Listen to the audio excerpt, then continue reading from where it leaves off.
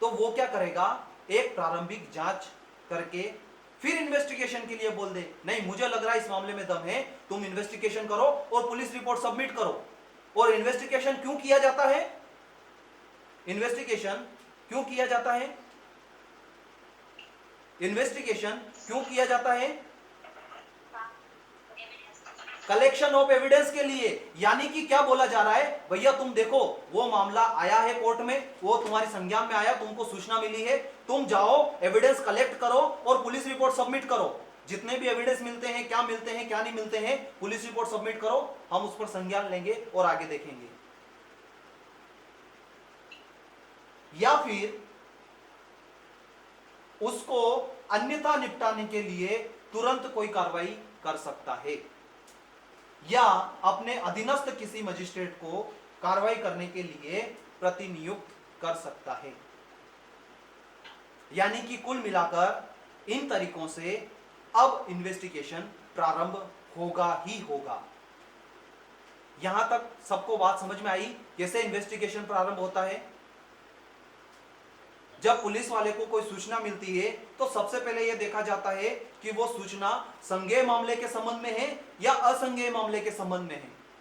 संज्ञेय मामले के संबंध में है तो एफआईआर रजिस्टर होगी सेक्शन 173 में, और असंज्ञेय मामले के संबंध में है तो एनसीआर रजिस्टर होगी सेक्शन 174 में। हमने यह देखा कि सेक्शन 176 हमको यह बता रहा है कि संज्ञेय मामले में बिना किसी परमिशन के भी पुलिस को इन्वेस्टिगेशन का प्रारंभ होता है, लेकिन असंज्ञेय मामले में परमिशन की जरूरत है। अब यह तो बात हो गई उनकी पावर की। उसके बाद इन्वेस्टिगेशन आरंभ कैसे हो, तो जब भी पुलिस वाले को सूचना मिलती है, यानी कि अगर संज्ञेय में हुआ तो एफआईआर, असंज्ञेय में हुआ तो एनसीआर, ऐसा पुलिस वाला जब अन्वेषण प्रारंभ करता है तो सेक्शन 176 में सबसे पहले काम करेगा वो कि उस सूचना जो उसको मिली कि इस संबंध में ऐसा अपराध हुआ है, वो क्या करेगा, एक अक्रंस रिपोर्ट मजिस्ट्रेट को भेज देगा। ये तो काम हो गया, उसने तो भेज दी। अब वो अक्रंस रिपोर्ट कैसे भेजी जाएगी, एक वरिष्ठ पुलिस अधिकारी के माध्यम से भेजी जाएगी, जिसको कि हम मान लेते हैं एसपी, कि उस थाने से वो सब रिपोर्ट आती है एसपी कार्यालय में, और एसपी कार्यालय से मजिस्ट्रेट के समक्ष, क्योंकि एसपी के अंदर 10-12 थाने होते हैं, ऐसी घटनाएं अलग अलग थाने में हो सकती है, तो वहां से रिपोर्ट आती है एसपी के वहां पुलिस अधीक्षक जिला मुख्यालय में, उसके बाद फिर वो सेक्शन 177 में मजिस्ट्रेट को भेज देगा। तो ये तो बात हो गई, उसको सूचना मिली और उसने एक अक्रंस रिपोर्ट बना करके मजिस्ट्रेट को सूचना पहुंचा दी। ऐसी सूचना वरिष्ठ पुलिस अधिकारी के माध्यम से वो पहुंचाएगा, ये तो एक अलग बात हो गई। लेकिन दूसरी बात जो ये है कि इसके अलावा भी वो कुछ और काम भी कर सकता है। क्या कर सकता है, अगर उसको लगता है कि मौका वारदात पर जाने पर मुझे परिस्थितियों के संबंध में और बेहतर जानकारी मिलेगी, या फिर कुछ नए तथ्य मुझे मेरी जानकारी में आ सकते हैं, या फिर किसी भी व्यक्ति को गिरफ्तार करने के लिए ऐसा आवश्यक है, तो वो घटना स्थल पर या तो स्वयं जा सकता है या फिर अपने किसी अधीनस्थ अधिकारी को भेज दे। यह पूरा घटनाक्रम सेक्शन 176 हमको बता रहा है। उसके बाद कुछ 2 एक्सेप्शन हैं जब उसको ऐसे घटनाक्रम पर, घटना स्थल पर, ग्राउंड जीरो पर जाने की जरूरत नहीं है।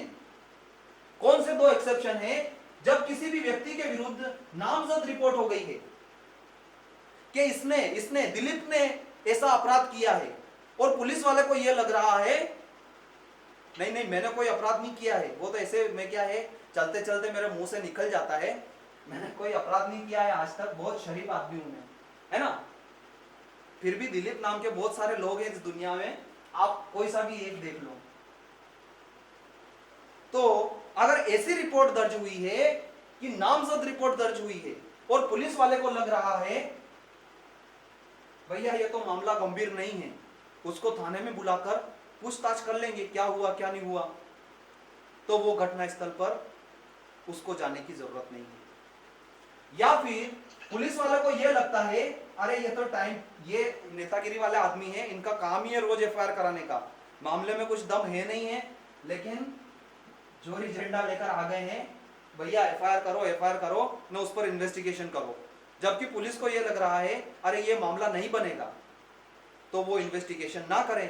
उसके पास पावर है सेक्शन 175 में, क्या पावर है, वो बिना किसी अनुमति के इन्वेस्टिगेशन कर सकता है। लेकिन जरूरी तो नहीं है ना कि हर मामले में वो बिना अनुमति के इन्वेस्टिगेशन करे ही करे, ये उसकी चॉइस है ना, उसके पास पावर है। तो यहां पर उसने अपनी चॉइस दिखा दी, औकात नहीं दिखा दी, चॉइस दिखा दी। क्या बोल रहा है क्या क्या बोल रहा है कि मुझे इन्वेस्टिगेशन नहीं करना है। आई बात समझ में? क्यों नहीं करना है? क्योंकि मुझे इस मामले में दम नहीं लग रहा है। तो उसने जब तक यह रिपोर्ट भेजी थी वरिष्ठ पुलिस अधिकारी के माध्यम से, ऐसी रिपोर्ट मजिस्ट्रेट के पास पहुंच चुकी है। अब मजिस्ट्रेट के पास पहुंच चुकी है तो मजिस्ट्रेट उस पर क्या क्या काम कर सकता है, यह बात हमको सेक्शन 178 बताएगा।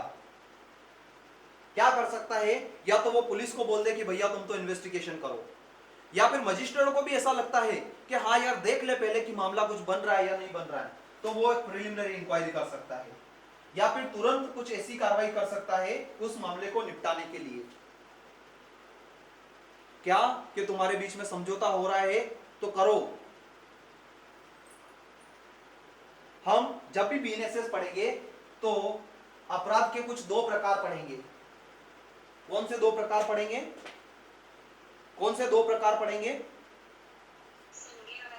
नहीं, शमनीय अपराध और अशमनीय अपराध, है ना।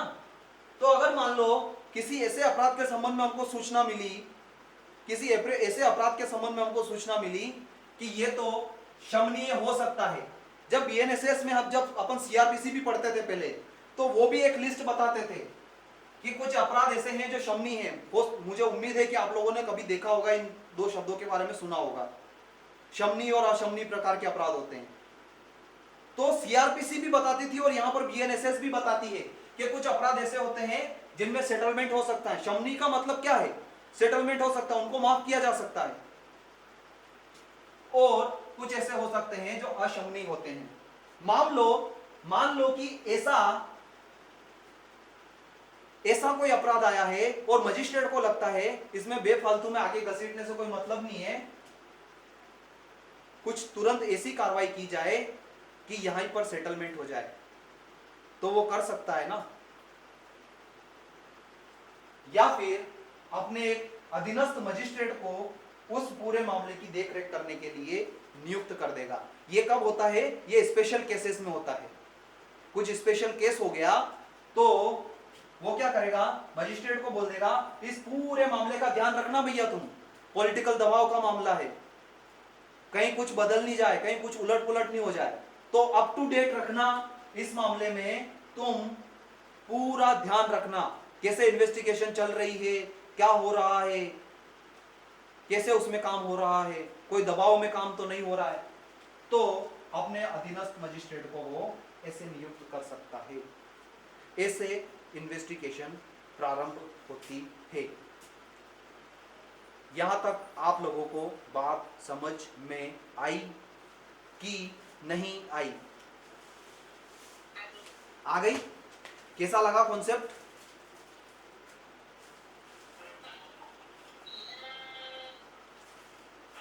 अब हम देखते हैं इन्वेस्टिगेशन कैसे कैसे किया जा सकता है। आगे की क्लास में हम देखेंगे क्या क्या तरीके हैं, पूरा डिटेल में देखेंगे। अभी हम देखते हैं इन्वेस्टिगेशन जब पुलिस करती है तो कुछ देख लेते हैं क्या क्या काम कर सकती है वो, है ना।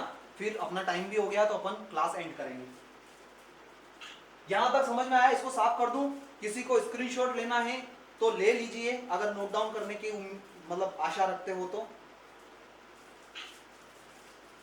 थोड़ा सा हट जाता हूं मैं। लेना है क्या कि नहीं लेना है, मेरे को बता भी दिया करो।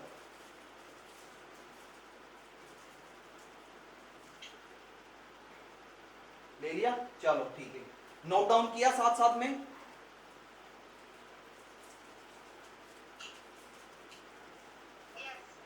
ठीक है,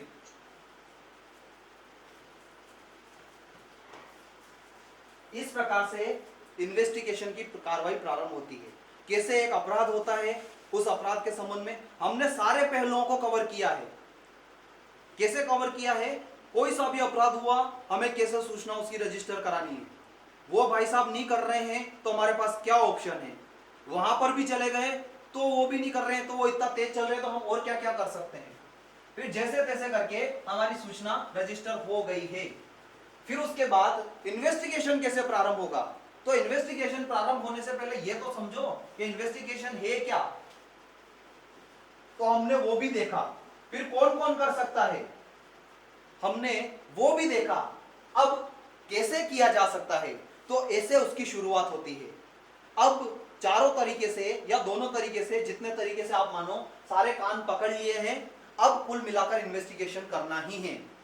तो अब इन्वेस्टिगेशन कैसे कैसे किया जा सके ये हमको देखना है, जो कि हम आने वाली क्लासों में देखेंगे कैसे कैसे किया जा सकता है।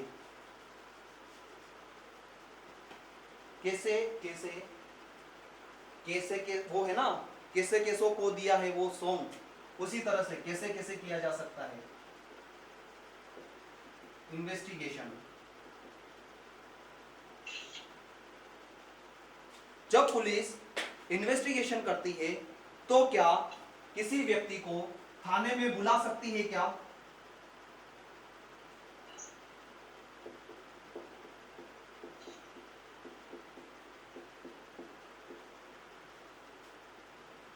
इन्वेस्टिगेशन कर रही है पुलिस, क्या किसी भी व्यक्ति को इन्वेस्टिगेशन के दौरान थाने में बुला सकती है क्या, बुला सकती है। क्या उससे कुछ पूछताछ भी कर सकती है क्या,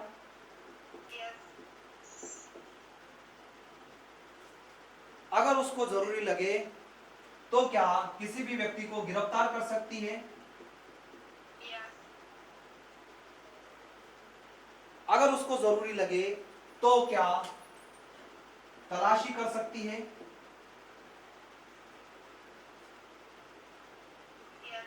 इसी प्रकार से कुछ अन्य काम भी कर सकती है। अब वो कैसे कैसे किए जाएंगे, क्यों क्यों किए जाएंगे, इनको हम आगे आने वाली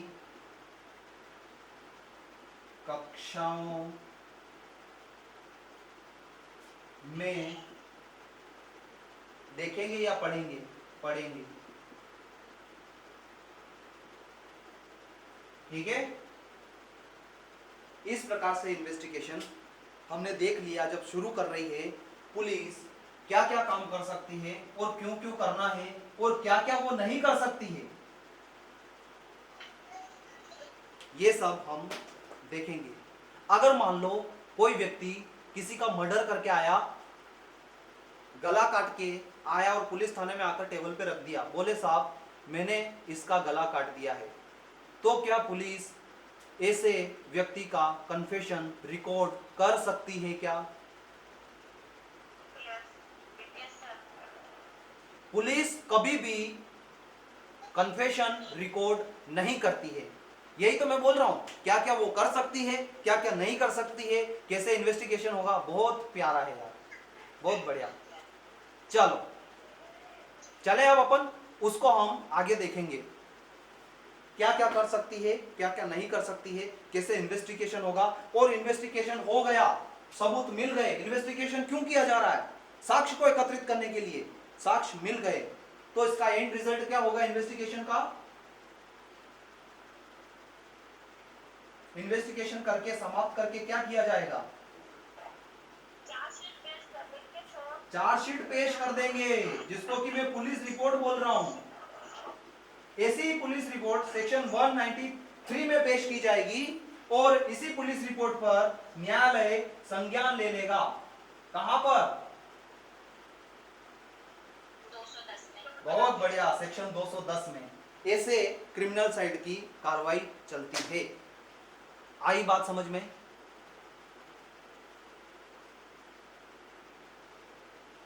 चलें।